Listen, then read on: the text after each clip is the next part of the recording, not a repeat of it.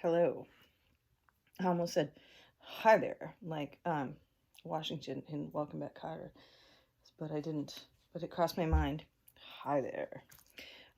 And if you're of a certain age, then you know who Welcome Back, Cutters. I'm sitting here on the other side of the room in my one of my favorite chairs, um, and thinking about how much infinitely weirder it got today, didn't it? Did it get infinitely weirder for you? It's a very strange time that we're now entering into. We all get to have the option, the choice, the ability to decide where we go from here, which is entirely another subject matter on my own life. Today was so strange. I lost my paycheck job today, and I talked earlier about my life liquidation sale or whatever it is, and I sold a bunch of my favorite pottery. I'm trying to put my most favorite things for sale first so that I don't get sentimental about them. So I have this thing about other people's pottery. When I'm in thrift stores and whatnot, I collect it. I've been collecting up these pieces that are, you flip it over and it's got somebody's name scratched in it, but it's absolutely insanely beautiful. And I have a lot of it. And I use them. I adore them. I love them very much. And my OPPs. So I packed it all into the car and off it went today, and I sold a bunch of it. And it's okay. It's just stuff, it's just stuff. And this is now the time of this time is to have to let go of stuff, right? It is what it is. And so I've been sitting here contemplating the fact that I lost my job. I have an art job, a painting job to do, which is going to start tomorrow.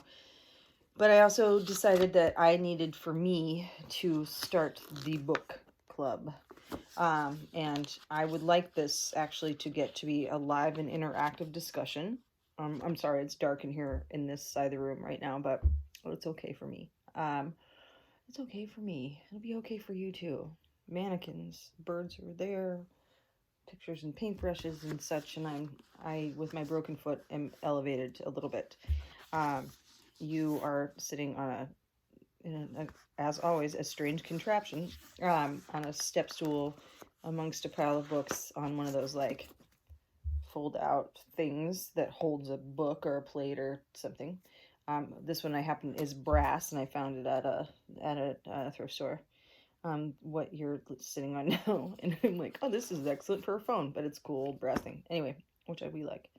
So what I'm thinking to do right now is to not tell you, not go into some rambling like I was already doing, some rambling effects of what my day was like, other than losing my job, like we all have, and be on lockdown and all that stuff. I thought that I would start by enticing you into the book club right now, to read to you a little bit. The beginnings of this thing and get it going and entice you to want to be a part of it, and then we will actually do this together. I will not be reading this whole book out loud, unless you absolutely believe that I must, but I really don't want to. I would rather have us all read it and then and talk about it, but talk about it live, not me live, if at all possible, not me just live, and then you guys could do comments and that kind of stuff. Jumper cards. So, and I haven't touched any tarot or oracle decks in a couple days, but I wanted to do this with you, is to give you a card too. So anyway, so here's what we're gonna do. We're gonna talk about the Divine Doors, which I waited a long, long time. I either already recorded this video and it didn't make it to upload, or it did. I don't think it did. I think there's a recording about this thing, about this Divine Doors. Somebody that I watch regularly has this oracle deck, Divine Doors, and I fell in love as they were showing it. And so I had to have it, and I found it. Oh my god! And cards just fly out. I'm one of those people that the cards just fly out.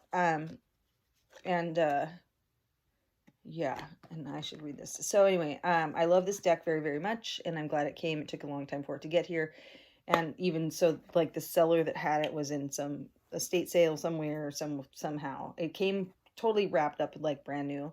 And I love it. The Divine Doors is a 40 card inspiration deck that reveals answers to your deeper reflections and inspired musings. With photography of unique doors from across the globe, you will discover a new way to see the world and to tap into your intuitive spirit and unlock the creative force within. This is a Rockpool Publishing deck. I love it. Rockpool always. I have several Rockpool decks and I love them. This is by Andreas and Gracia. Can you see? Andreas Angracias. Whatever. Andreas Angracia. If you love it, I highly recommend that you go find it. Now, I believe that when I found it, there was a few still around in other places. But it just took a while. It took like over a month for me to get a hold of it. How to use the cards. Behind the door, all questions reside. Turn the handle and step inside. Intuitive guidance is your natural call. Lay out the cards or let them fall. Close your eyes and open your heart. The mystery is in the form of art. Hold a question dear to mind. Turn the page to see what you find. That's what it says inside.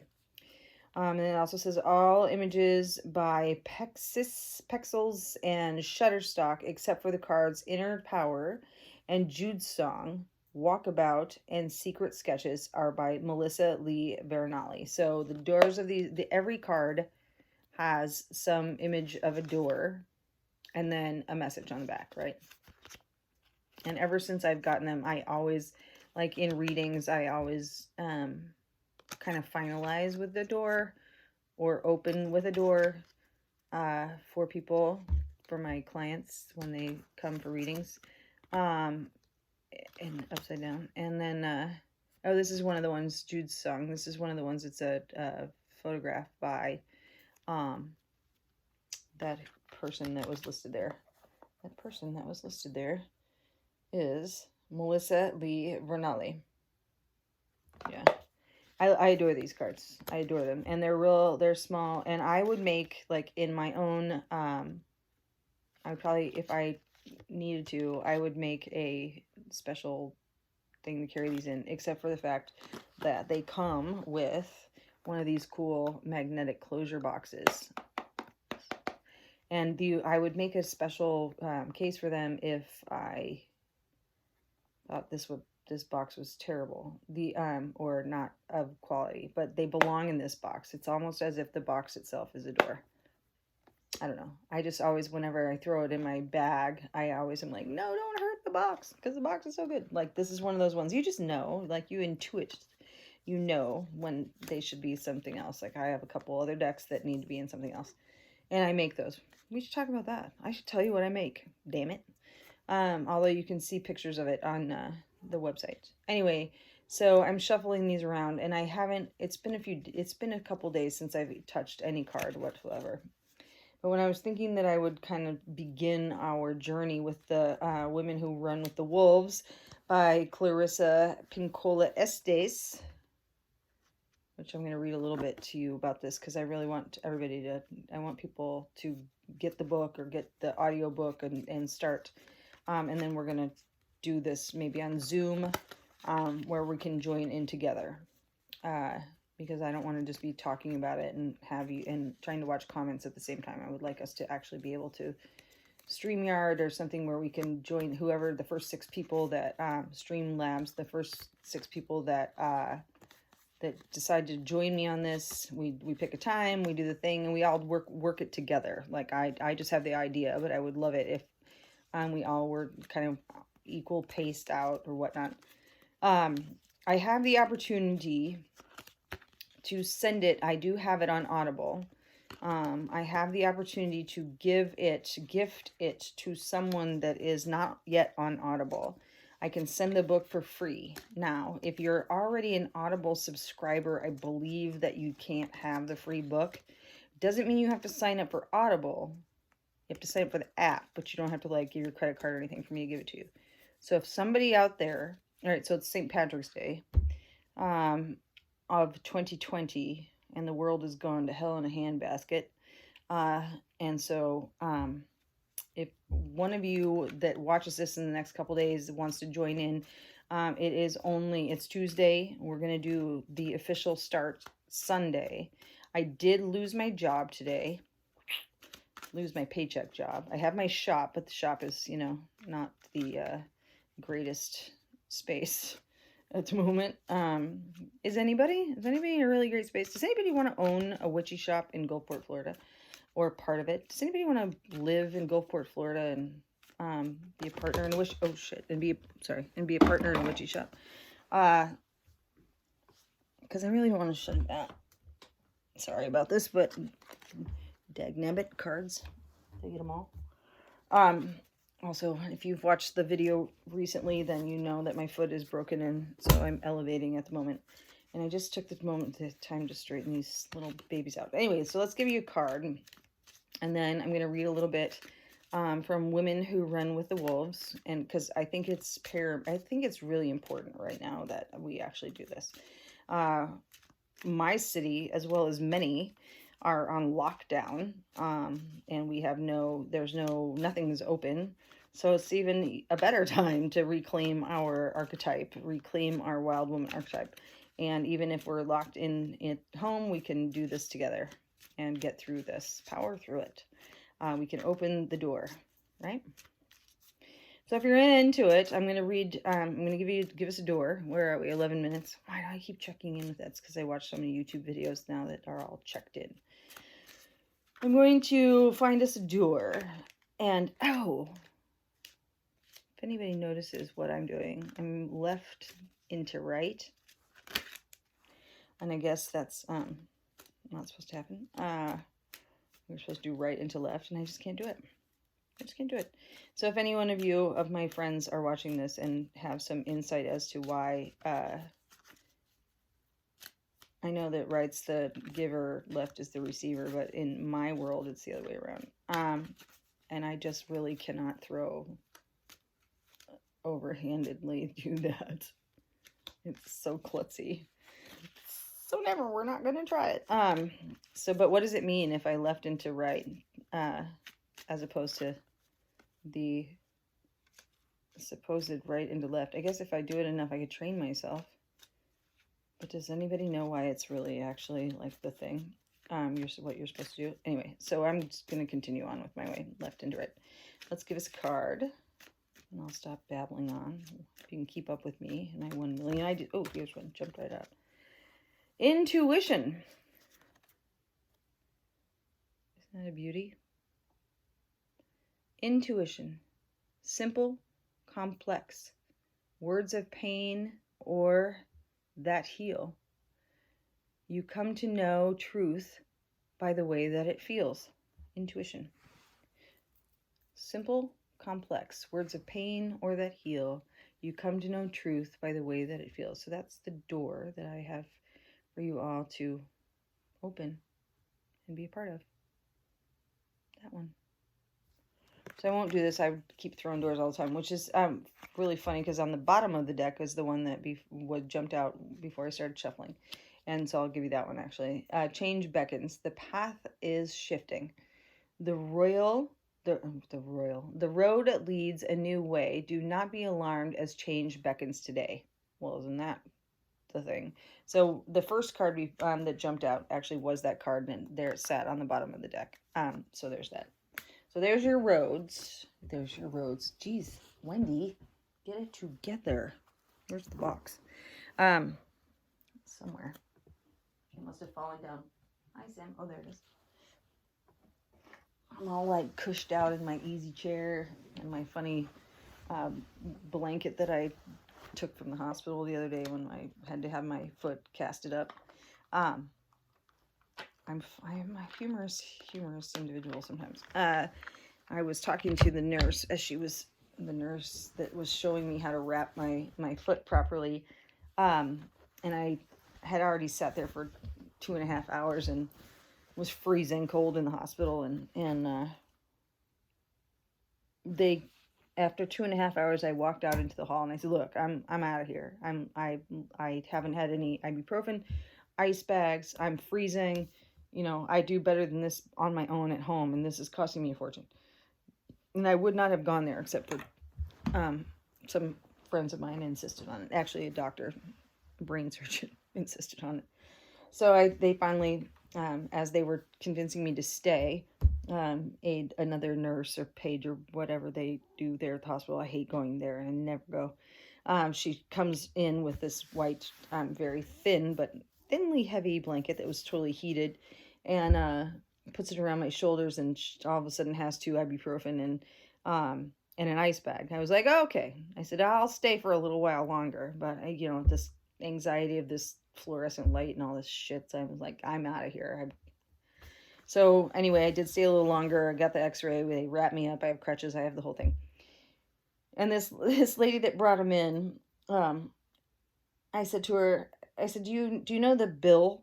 Does it have it priced out already? Because I don't have insurance. Does it have priced out already about how much this stuff's costing me?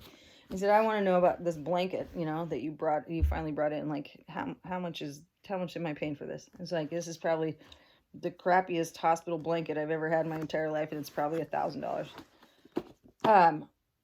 And I said, I'm stealing it, but I'm not really stealing it. I bought it, or I haven't bought it yet, but I have it on credit.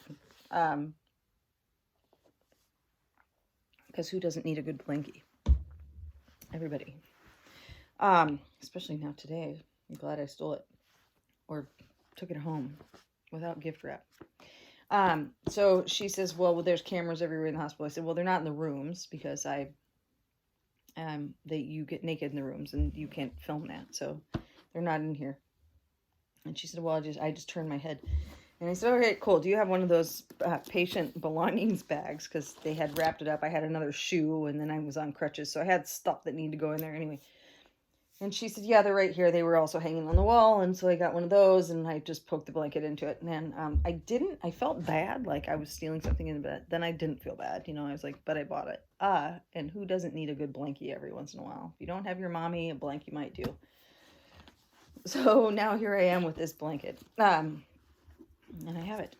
So back to the thing at hand, 17 minutes in. The book. If you so desire, and I am still like snot coming out of my nose, so you can watch me read and snot at the same time.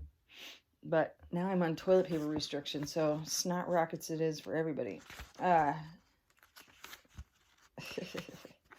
Such a lady. She's a lady.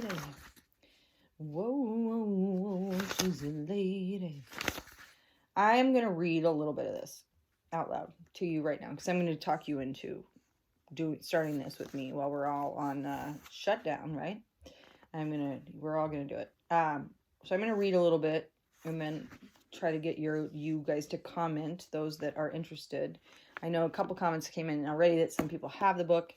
And I would love it if we could figure out a good day to get together on the old internets and at least like I don't think that I think a couple of chapters, now that we're all not working, we got time. And I may, and everybody pick a page, pick a 10 minutes worth of reading, a few paragraphs, something that's poignant to you.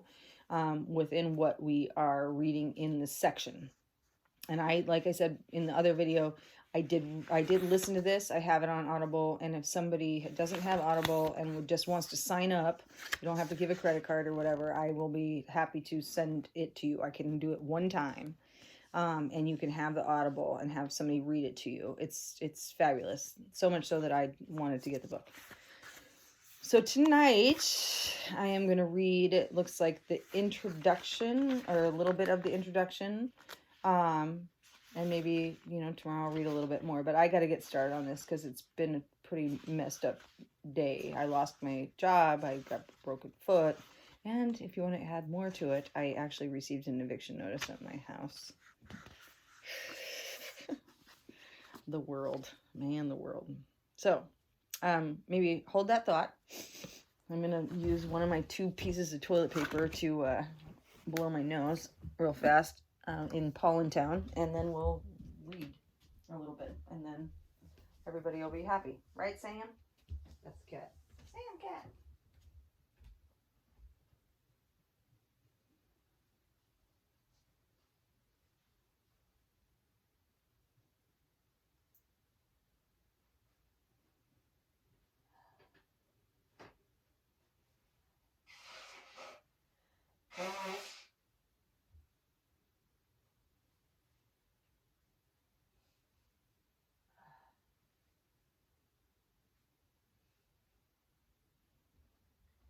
Oy vey. Okay, here we go. And I'm not.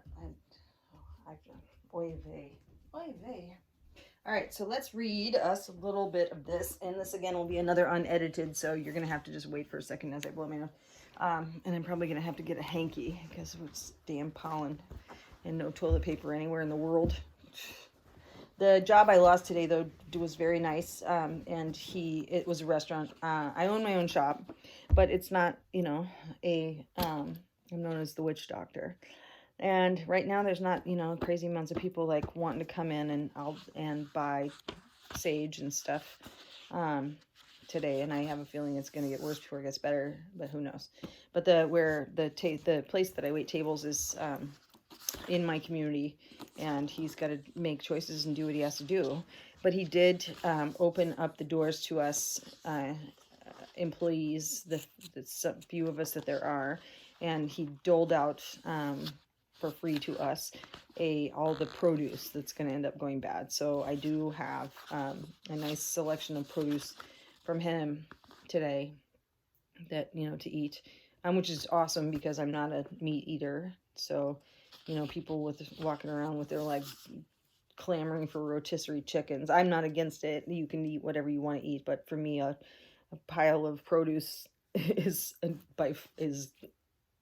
1 million times greater than a rotisserie chicken. Anyway, so who cares, right? Women Who Run with the Wolves. Here we go. Introduction. Singing over the bones. Wildlife and the wild woman are both endangered species.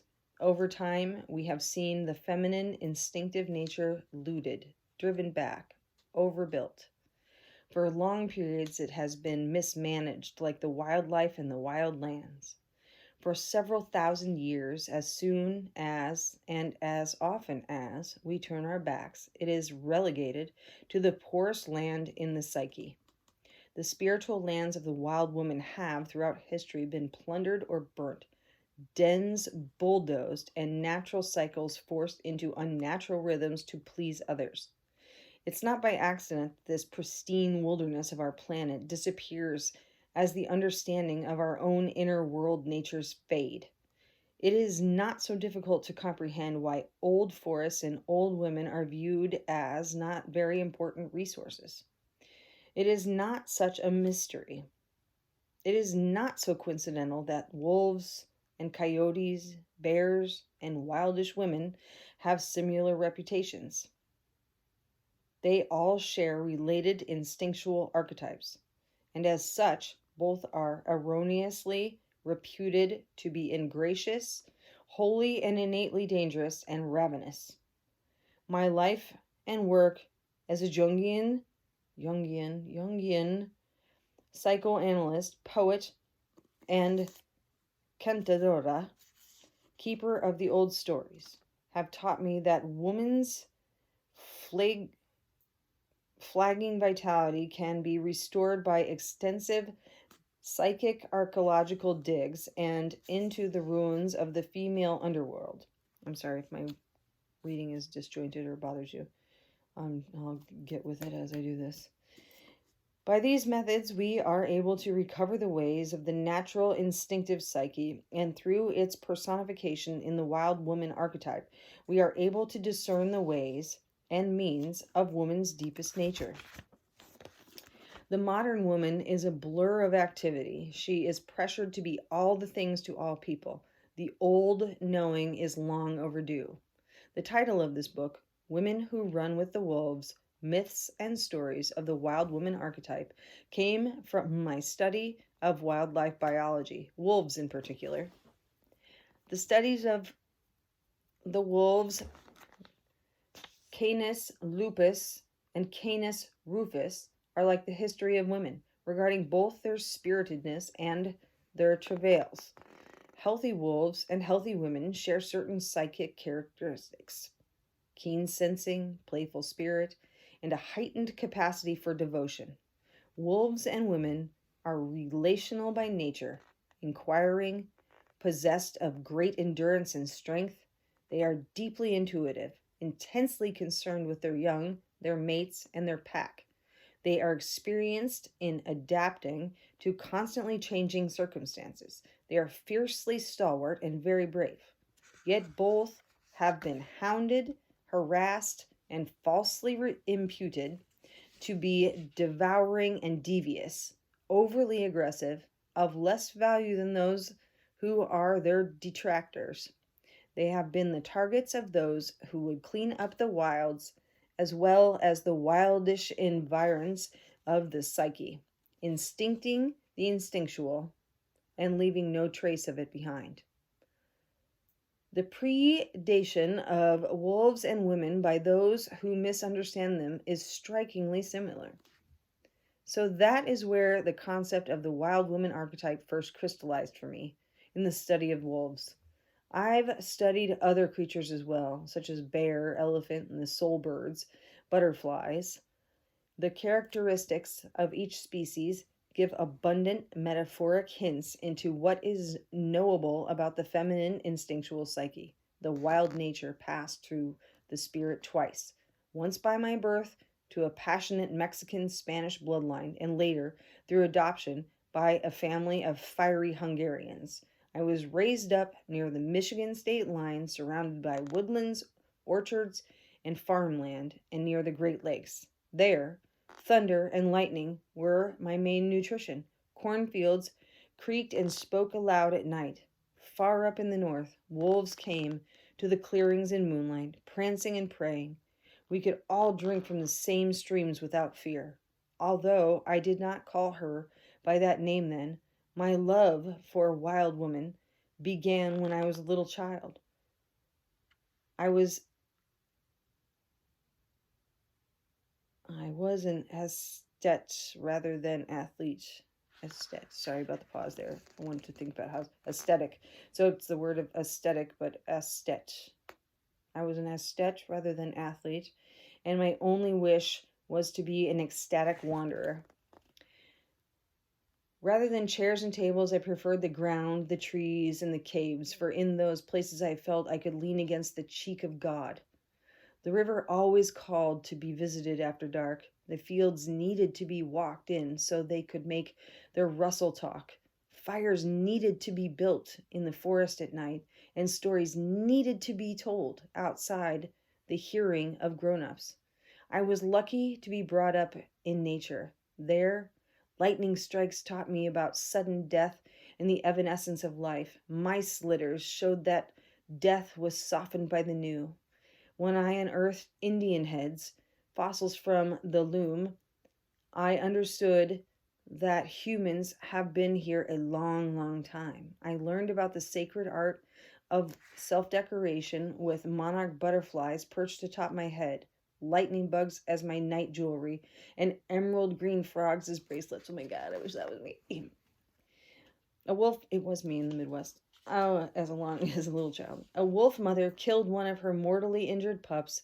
This taught a hard compassion and the necessity of allowing death to come to the dying. The fuzzy caterpillars which fell from their branches and crawled back up again taught single-mindedness. Their tickle walking on my arm taught how skin can come alive.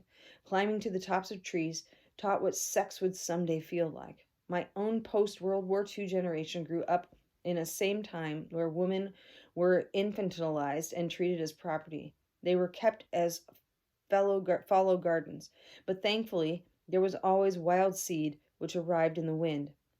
Though what they wrote was unauthorized, women blazed away anyway. Though what they painted was unrecognized, it fed the soul anyway. Women had to beg for the instruments and the spaces needed for their arts, and if none were forthcoming, they made space in trees, in caves, in woods, and in closets. Dancing was barely tolerated, if at all, so they danced in the forest where no one could see them, or in the basement, or on the way out to empty the trash. Self-decoration caused suspicion. Joyful body or dress increased the danger of being harmed or sexually assaulted. The very clothes on one's shoulders could not be called one's own. It was a time when parents who abused their children were simply called strict. When the spiritual lacerations of profoundly exploited women were referred to as nervous breakdowns, when girls and women who were tightly girdled, tightly reined, and tightly muzzled were called nice, and those other females who managed to slip the collar for the moment or two of life were branded bad. So, like many women before and after me, I lived my life as a disguised creature. Like my kith and kin before me, I staggered in high heels, and I wore a dress and hat to church. But my fabulous tail often fell below my hemline, and my ears twitched until my hat pitched, and at the very least down over both my eyes, and sometimes clear across the room. I've not forgotten the song of those dark years, Hombre del Alma, the song of the starved soul, but neither have I forgotten the joyous canto ando, the deep song, the words of which come back to us when we do the work of soulful reclamation. Soulful reclamation. It goes on. Where are we? 31 minutes. So that's the first 4 pages, or 3.5 of it. I'm not going to read you more. I'm going to read me more. So Sunday, a few more days, get the book, join me, and please say in the comments if it's something you really want to do with me. I hope like 1 or 2 or 1 at least joins me, and I'll figure out the call-in link, and we can do this together. Let's read to each other. Let's learn. Let's reclaim our wild woman archetype, right? And do it together, especially in this time, man. It's goofy. It's goofy out there. And this may not be, this is just one way. This is, I'm not saying that this is going to be like the end all be all, but this is an excellent, awesome book. And I would love to share it and share thoughts with you while we do it together. And feel free, if you're seeing this video after the fact, I'm gonna start it this coming Sunday. If you're seeing this after the fact and we're still doing it, join in, and the videos will be available. So join in. And join me. Press the like, press the bell, press the subscribe, do all the things, and do your own thing. Make your own stuff, and let me know what you do, and let's get her going. Right? Let's join together, because now we are self-isolated, and a lot of us in quarantine, and so it's time to come together online. Like, thankfully we have the internet. What did we do before that? I don't know. I mean, we've never, in my lifetime, I turned 50 this year. In my lifetime, I haven't seen anything great like this. I haven't seen anything like this. And so, I mean, I was told that like in World War II it was similar, but in World War II there wasn't the internet, there wasn't the ability to communicate face-to-face online either. So practice your good hygiene and social distancing. Those both seem just such like ridiculous. Like, good hygiene you should have, and social distancing. I saw somebody walking around today with a stick with a rubber glove on it. That was like the measured out distance of how far away somebody had to be. I'm not a social person. I own a business and I'm in social places, but I'm a human with feelings, like, it's so frightening that this is going on. But I've been alone for a long time, and I'm not, I have no problem with that. I'm an introvert, so I don't mind, but we can be here together, I guess, right? We can be here together. So let's do it. Let's do it, shall we? If you are watching this, I'm going to remind us, get the book. The very first person that asks me to send them the audible of it, the audio, I will do it. You have to have an account, I guess, but you can't already have it. I don't know the rules, But anyway, I can try to send it to you. So the first person that doesn't have it, I'll send it to you. You can listen to the Audible. Do order the books from somewhere or get it from somewhere if you don't already have it. It won't take very long. It's today, Tuesday. I think Amazon will get it to you pretty quick, seeing as how most people are probably not ordering books right now. I'm trying to figure out how to get hand sanitizer and toilet paper. Go to, let's see, there's the website, www.mermaidmercantile.com. That's my shop. There's a few things for sale there if you're so inclined to buy them. I make all kinds of stuff, oils and really cool one-of-a-kind candles and that. So if they're interested in any of that stuff, it's not all up there yet. But if you have personal things that you would like to have, I probably have it. Crystals, all the things. So anyway, read the book. Support your fellow person. You know, any people that are that you are so inclined to support, do so as you can. It's tough. It's gonna be tough right now for sure, but we can do this together. Take the power back. I hope y'all voted today, by the way. Anyway, that's it. If you have questions, put them in the comments. Get the book. Tell me you're gonna join me on Sunday. Probably be random in the middle. It could be in the evening time. It could be in the daytime. Probably in the, who knows what time right now. It'll be Eastern Standard Time, that's for sure. Probably about, tired all of a sudden. Later in the evening Eastern Time, so like 10 even, could be a good time if you're around. Or tell me what time works for you. Let's do it. Let's hang out together. Let's be wild women. Anyway, I love you. I love you, I love you, I love you. All of a sudden, I'm a like song person today. There's a Squeeze song. If I didn't love you, I'd hate you. And I can't remember the rest of it, but now I'm going to have to listen to it. Hopefully YouTube doesn't cut me off for singing one line of a Squeeze song. That's it. That's it. That's going to be it for today. I have so much more I could ramble on about this day.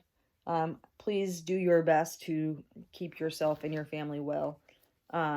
And do the shadow work. Go inside. Read books with me. Do you. Take a salt bath. Put your feet up and look around your house and make the best of it. That's it. I love you. And Divine Doors. Don't forget we talked about Divine Doors. I have other stuff sitting here too I could show you, but Divine Doors. All right. That's it, my friends.